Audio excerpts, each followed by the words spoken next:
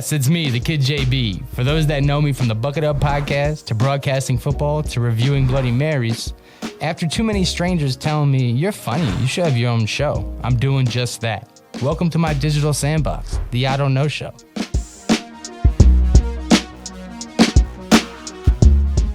We're back, man. Same show, different building. Excited to be in this new living room arrangement, you know what I'm saying? Chop it up, change it up.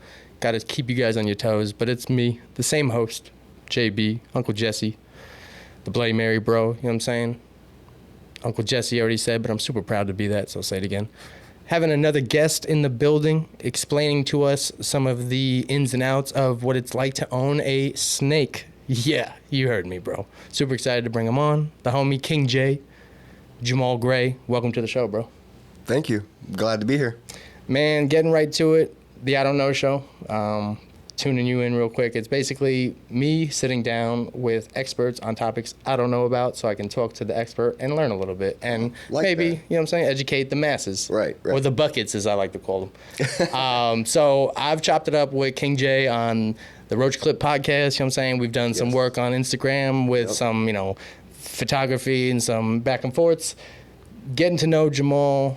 Cool cat, you know what I'm saying? Interesting cat. Has some unique passions, man. One of them, hearing about loving pets, you know what I'm saying? Raising animals.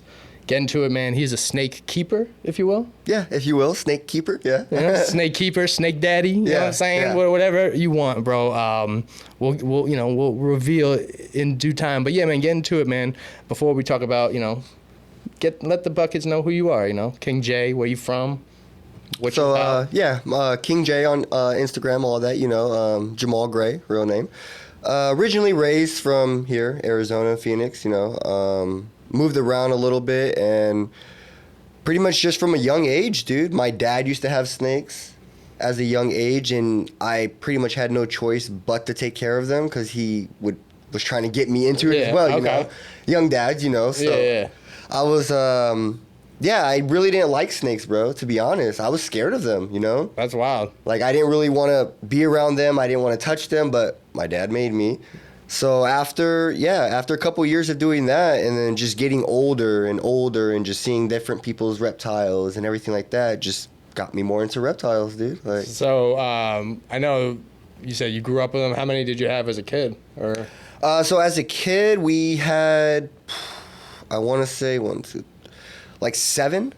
Wow. Yeah. At once or just all throughout? At once. That's wild, bro. 7 at once. Damn, he's the holding records too. Right. Okay, so you hear about kids growing up with animals like from the minors, from fish to all the way to dogs, cats. You know what I'm saying? So right. Did you have any other animals growing up in the house alongside? I had dogs. I had dogs before. Just as me growing up, just being around reptiles so much. I just have the more passion for reptiles rather than dogs. I'm not saying I don't have a passion for dogs and I don't like other animals. We're not dog shaming over here. Right, we're not dog shaming over here, but it's just the fact of reptiles, just the interesting things about them that's not in other animals bring that excitement out in me. Okay. And you know what I mean? That's a good point because before the show, I was messing with the snake a little bit, trying to get it to rock with me. I was trying to, get it, tell it some jokes. It wasn't laughing. But you spoke on the fact that, and we all know dogs are kind of man's best friend. They're a companion. Right. They kind of flock to you. Right. Where I noticed with the snake, you kind of have to flock towards it. Yeah. So tell me a little bit about that. What's that like? That could be kind of tricky in many different aspects because of the fact that, like you said, snakes aren't dog people. They're not just... They can't give out that emotion of love. Okay. They can't feel love. Now, what they can do is they can scent you. So they could recognize their owners by scents. So it just scents you. It could smell you in a different way, not just because you're using Old Spice. Old Spice, and it just this is my owner because he uses Old Spice. My man uses charcoal soap. Yeah, right. It's on a more deeper level of a smelling like a pheromone, like a chemical, and like a vibe, maybe. Okay, cool. Like your energy that you give out, the snake could sense that, and it recognizes that as its owner over a period of time. So you even have it sometimes where, like when you tried to touch it and it's flinching, sometimes snakes get to the point where they don't feel comfortable with other people. Yeah. And that is kind of a way, I guess, of it being them knowing their owner, I guess, in a kind of way. Them kind of showing their love in a sense, yeah, their loyalty. Yeah. I'm a big rap fan. Usually they, correlate snakes with not being loyal. You know? Right. So that's unique to hear that the snakes are actually, you have to earn their loyalty. Yeah, you have to earn it, dude. And then there's just a lot of different, like, steps you have to take because a lot of people get snakes automatically. They open their cage, their enclosure, try to put their hands in there and get it out, and it bites them. People get really afraid, dude, and just get terrified and don't want the snakes anymore and rehome them. That's how I get a lot of them too. Oh, okay. From these reptile Facebook groups. Nice. People will they can't own them, or they say the snake's too aggressive. I get the snake. What I do for my snakes, what I would recommend for everybody in the world that has snakes. Take notes. That's getting a new snake, hook train your snake. So you know that you've seen the snake hooks that people use for rattlesnakes to pick them up. Yeah. So what you want to do with that, you're not picking it up necessarily. You want to tap the snake on the head a couple times with it lightly. So if you do that over time, opening up the enclosure, the snake's going to know, oh, I'm not being fed. So as soon as you tap it a couple times on the head and it like moves away from you, immediately you just grab the snake. Don't show no fear. Don't be scared. Immediately you grab it, you most likely won't get bit then. Because it's sensing your confidence. It's sensing your confidence, and then it's training that snake to know, oh, every time this person taps me with this snake hook on the head a couple times, I'm not being fed. I'm going to be handled. And they get used to that. Rather than when you're feeding, a lot of people like to feed in totes because they think it's going to make them cage aggressive by leaving them in the cage and feeding them in the cage. No, I feed all my snakes I've ever had, I feed in the cage. When you get ready to feed them, you open it, you have feeding tongs. You offer it to the snake, let the snake eat. But whenever you want to hold it, use that snake hook and tap it a couple times on the head. You might even try to bite it a little bit and open its mouth, but as soon as you tap it a couple times, it will automatically close its mouth and bow down to you pretty much and know that, oh, I'm getting picked up, I'm not getting fed. So that doesn't take me to my next point, not to always correlate dogs, but I think it works because you grew up with dogs too. Dogs tend to fall in love with you with patterns. They notice, oh, he feeds me every day at 5 o'clock or breakfast time. So I love that about you. You've seen dogs bring their bowl over to their owner. Right, they'll push it with their nose and everything. So with snakes, bro, like it sounds like it's in a sense the opposite. Like he's learning traits about you, and it's like, all right, around this time he usually opens my cage and he drops a turtle, a rabbit or whatever you're feeding to me. Right. So how do you, without just the feeding and the hook training, what's like some basic like ways you can show love or try to escalate that camaraderie? I mean, there's not really nothing you could really do. Yeah. It's kind of like it's just one of those pets where you like, it'd be like owning a tiger. You have to let that tiger come around to wanting to be around you and everything like that, and wanting to like get comfortable with you and know that you're not a threat and that you're not going to hurt them. The same thing with snakes. Snakes need to know that too. So there's a lot of handling them. There's a lot of yourself internally not showing fear, not feeling fear. Okay. When you're handling that animal, because as soon as you do that, snakes could feel vibes. They could feel energy like that. So it feels your energy that you're nervous. You're scared. In that aspect, it scares the snake. They reflect off of your energy pretty much. Think of them as a mirror. So if you're calm and you're steady when you're handling them, most likely they're going to be calm and steady. When you're nervous, shaking, you're scared, most likely the snake is going to be nervous, shaking, and scared, and well, not shaking, but moving around a lot in your hands and may even bite you. So if you take a snake to the ATM, it'll take out money if you take out money. Hey, there you go. That's the hack, baby. No, but the aspect of feeding them, I mean, there's not really like a day where they just know, a time period. Okay. So for them, it's pretty much survival of the fittest. Yeah. So it could be a new day for them every time. It could be a new day for them. So pretty much when they're lucky enough to get food, when they get food, they don't see it as a pattern. They see it as hunting mode. Just I'm waiting. That's all snakes do, bro. They lunge around and just wait for food. Then when they eat, they have to find a safe spot where they could digest that food, because under that time period, they're at their most vulnerable. Like, they're way vulnerable state because they can't protect themselves, because they have a 30-pound goat inside them, a 30-pound deer inside them, and a jaguar comes and tries to attack them or something, you know what I mean? Yeah. Or another predator, a crocodile, they can't protect themselves. Huh. So they have to rest till they can digest that food. Then they continue on, and they pretty much just go look for food again. Yeah, so they're kind of minding their business, but they get the bad depiction in the media, bro. Yeah, because a lot of people are scared of them. A lot of people will own ferrets, rats as pets, and they keep them in the same environment as this snake. This snake is smelling nothing but food all day. Yeah. So as soon as you open the enclosure, that's why it's aggressive, or biting at the glass as soon as you walk by. Snake, if you ever want to know what a snake sees, how a snake sees through their eyes, watch The Predator. Predator versus Alien. They see like the Predator. Oh, yeah. How he sees in the infrared like that? Yeah. That's exactly how a snake sees. That's pretty dope. So they see a rat, they just see heat and everything like that. So even when you're feeding snakes, a lot of people do live. I never do live for my snakes. That's bad, people. Stop doing that, please. The animals got to be dead? I prefer to get frozen.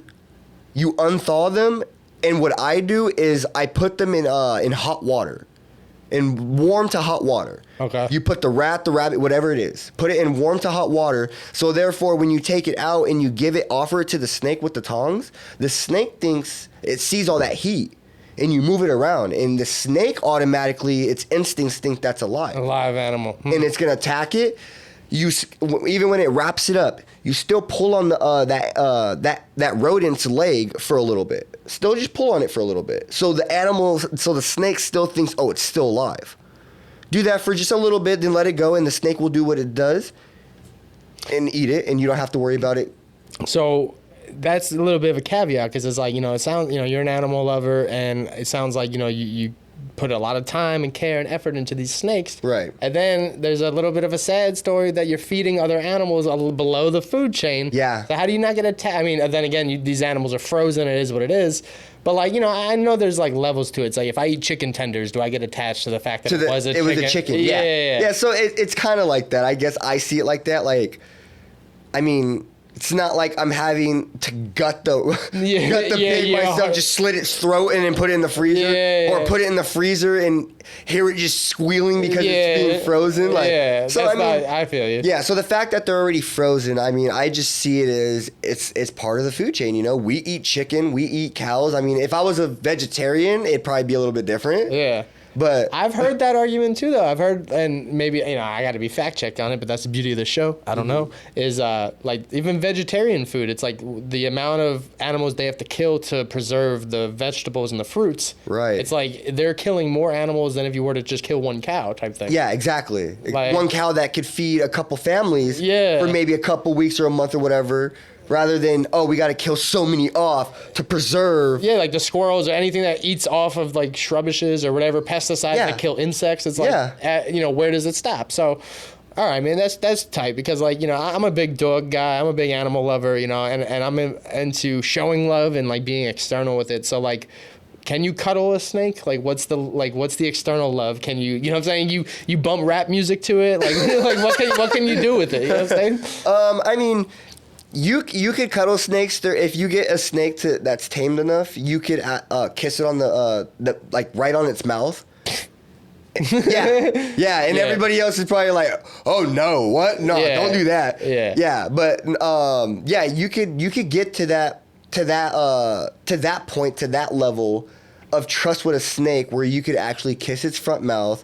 You can cuddle it if you want. I mean, I know a few people that do that just because they love, but it's little snakes they're doing it with. Like a pillow, you know what I'm saying? You got it bunched up in the corner of the couch and you just chilling on if you're doing that, more than fine to do that. Okay. Yeah, snakes will do that with you too. I mean, some snakes are just really chill depending on the breed. You have some snakes that just, once they're out, they really don't like to move around a lot. They just really chill. They'll just move around a little bit and then chill in one spot. So you could have it where the snake will just crawl, you'll be on the couch, just crawl up on the couch, and next it's just chilling on the couch with you. can you have the opposite? Is there things that snakes are sensitive to, like and I should have asked, like flash photography or like, you know what I'm saying, certain sounds maybe, or anything they're sensitive to? Not in that aspect of like sounds and noises and everything like that. I mean, they are towards like fast movement. So when you're going around a snake, even if it's out of its enclosure and it's roaming around, you kind of don't want to just like move in front of its face real fast, because that's going to spook it, could cause it to get in defensive mode. Even the best of snakes that are... Because like instant heat or whatever, like it's instant heat, and it's just like someone coming up behind you and scaring you. Oh yeah, you just jump back. Yeah, we don't do that around here. Yeah, you know what I mean. So it's kind of the same with a snake, but in front of the snake. Okay. So as soon as you shoot past it, it'll automatically push its head back, pull back, really scared, and may hiss. Most likely, and then showing just defense, like it got scared, it got spooked. You know what I mean? Okay, so kind of touching on the point before, you were talking about you have to get to know the snake to know its not patterns, but to know it's gonna know the owner, get to learn the owner. Right. Earlier when I was like saying like, oh, will it jump at me, and you're like, nah, but I guess to your point, if you just met the snake, would there be a portion of you being like, I don't know, I actually haven't got to know this snake yet? I mean, there can be, depending on you in a little bit, I guess. But for a snake, no. If you have a snake that's tamed, it's going to be tamed around all humans, children, everything. So it's just the fact of how you handle them and how you hold them. So if you go to a snake and you just pretty much try to like barely like pet it or touch it or tickle it, like just barely touching it with your fingers, then that's going to cause the snake to get scared, and it's going to do what it did and back up, flinch, throw its body, and maybe hiss. Say racist remarks. Yeah. You know what I'm saying? Yeah. I heard they're problematic. Nah, dude, that's crazy, dude. Because, like, you know, I say snakes get a bad rep, you know what I'm saying? Like, I personally am not one to run up on one and be like, oh, that's adorable, you know? And there is a little bit of because they're in enclosures and they're in contraptions and they're on these unique schedules, and there are some rooms with bright lights and some have to be separated from, you know? Is there... I don't think a deviation from hate equals love, but is there any type of animals that snakes get along with, or do they just tolerate the ones they don't eat? Exactly that. They pretty much tolerate the ones they don't eat or the ones they know they can't eat. So, like, if I had this snake around a tortoise, it's not going to eat the tortoise. Okay.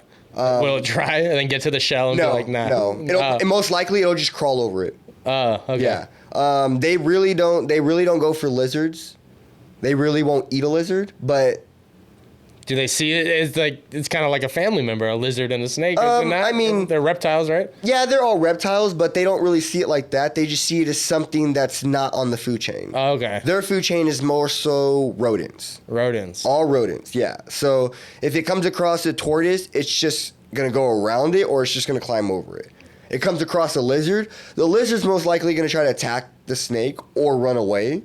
But majority of time, bigger snakes like these, constrictors, don't really go for lizards in their diet. So then you talked about snake on snake love. We talked about, you know, how they get busy. Right. But is there any snake on snake crime? Like any snakes ever try to eat other snakes? Yeah, they're called... carnivores. No, black king snakes. Okay. I believe that's what they are. Black king snakes actually eat rattlesnakes. Darn.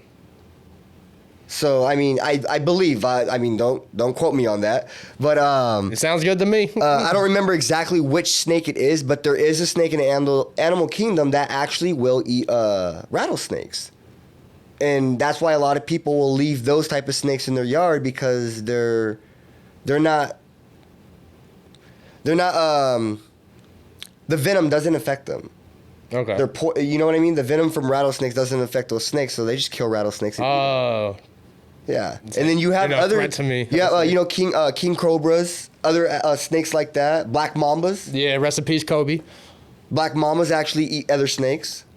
You know what I mean? So, I mean, there was a case, I think it was a couple years ago, where 2 snakes actually died swallowing each other by the tails. Man. And they just pretty much constricted each other and like and their body just kept going. Yeah, and they kept eating each other and restricting each other and pretty much just killed each other. Wow, that's wild, dude. Yeah. So before we, get to Penelope, we just proud to announce we just named her, right? Before the show dropped. So excited for that. We will let you get. This ain't gonna be one of those lame YouTube channels that like talk about something and then it never happens. And then they never show it really. Yeah, you probably got the snake. But before we get her, some quick, we live in Arizona, man. A lot of people like to go hiking. Right. I don't know what kind of snakes are out here on the trails, but I've heard wild stories that I don't need to worry about because I'm not into hiking like that. But like when you come across a bear, you gotta act big, or if you come across a jaguar or a bobcat, you gotta like scare it off. Any types of that? If you're riding your bike and a snake comes up on the tire, anything, or is it more of just like get out of its way? For Arizona, it's just you're gonna come around just rattlesnakes. For the most part, that are pretty much the dangers out here that are gonna kill you if you're hiking in the desert. So the only thing I could say is that if you're on a trail or you're walking wherever you're hiking at, and you hear this rattlesnake as you're getting as you're getting on your path, don't continue on your path. Okay. Don't continue going straight because most likely it is right there in front of you in those bushes somewhere, hiding, letting you know I'm right here. Leave me alone. You come any closer, I'm gonna strike you. Yeah. Forget that trail. Walk back, do not turn around, slowly just step back. Just step backwards until you don't hear the sound anymore, and then just turn around and continue on a different path. Because rattlesnakes have guns, and they can shoot you if you walk away. Yeah, so rattlesnakes have a good strike distance. They could strike at half of their body length. That's wild. So, if you have a western diamondback rattlesnake that's out there and it's around, 3-4 feet, that thing could launch half of its body 2 feet at you. Yeah. So if you're right there in the striking distance, and that's what most people do when they're on hiking trips that get bit by rattlesnakes. They just walk and they're hearing it. They hear it and they step their foot and it bites them on the shoe, it bites them on the ankle, the leg, and they can't make it in time to make it down to their car to go to the hospital. That's scary, dude. So the best thing you could do too is just stay calm if you get bit by a rattlesnake. Because as soon as you start panicking and getting scared, your adrenaline's rushing, you're pushing that poison faster through your body. Man. So the scareder you get, and that's why people get so scared, and as they make it down to their car, they die. Because your adrenaline was pumping at 100 times the normal rate it was before you got bit. And now you just pump that venom 5 times faster, 10 times faster through your blood system. So just stay calm. Don't let your heart rate elevate and everything like that. Majority of people make it, and they're good. Or you could take my route and just don't go hiking, baby. Yeah. Problem solved. Yeah. So without further introduction, man, let's get to the main source of the content, bro. Penelope, do we have a middle name for her? Penelope Cruz? Nah. Penelope, all of 6 years old. Holy shit, hissing at me. 6 feet. Get her face away from my face, please. 6 feet tall. 4 feet wide. That's almost like your boy. I'm not 4 feet wide, but you know what I'm saying? So whoa. Let's get this back over here. She's got a lot to say, folks. Yeah, maybe so put the she's mic on about, I would say... How you doing? Your tongue is scaring me, maybe bro. 16 feet? 16 feet. 16 feet, probably weighing at like 60 pounds. I said 6 feet. I was lying. Most constrictors like this, though, are really vocal. So they're all bluff, and they're just vocal. So they'll hiss a lot. Yeah, I see that, bro. Her tongue looking like a polio string cheese. So that's how they see. Creepy. Snakes can't see out of their eyes.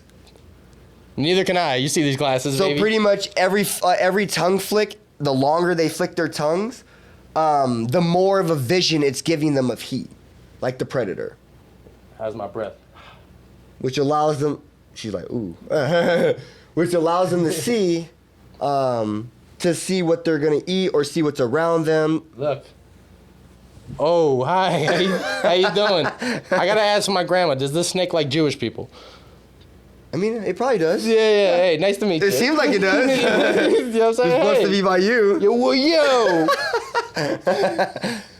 All right. Penelope, nice to meet you, bro. I welcome to the I Don't Know show. You get to see the full emotions here. Yeah. You know, because I don't let things. Last week we were talking about my fear of flying. I guess I have a fear of snakes. So never put this guy on a snake with plane. I mean, on a plane with snakes. Yeah, either one, not a sandwich for me, bro. But yeah, this is really cool, man. I always like to step out my comfort zone, you know, with training wheels. I wouldn't do this if Jamal wasn't here, man. Super excited for you to be on the show and be able to chop it up with us, bro. What are some short-term goals for, you know, you and Penelope? And then would you see yourself in the future maybe opening up like a snake farm, a snake business or something? Maybe. I mean, maybe not a snake farm or snake business, but what I want to get into now is breeding. Okay. So she bred last year from her previous owners. So she's not neutered or nothing? No, you can't neuter snakes and anything like you never know.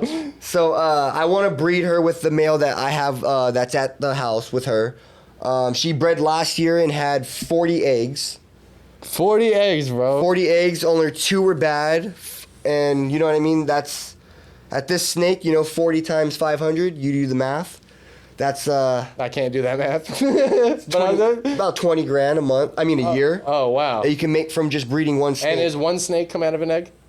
Yes. Okay. Yes. So there's only one snake, 2 eggs. Sometimes you'll have it where there's 2 snakes and they'll be twins. Yeah. Yeah, and you'll have twins, or sometimes the snake will have 2 heads. Yeah, I know about them figuratively. You know what I'm saying? Two-faced people call them two-headed snakes.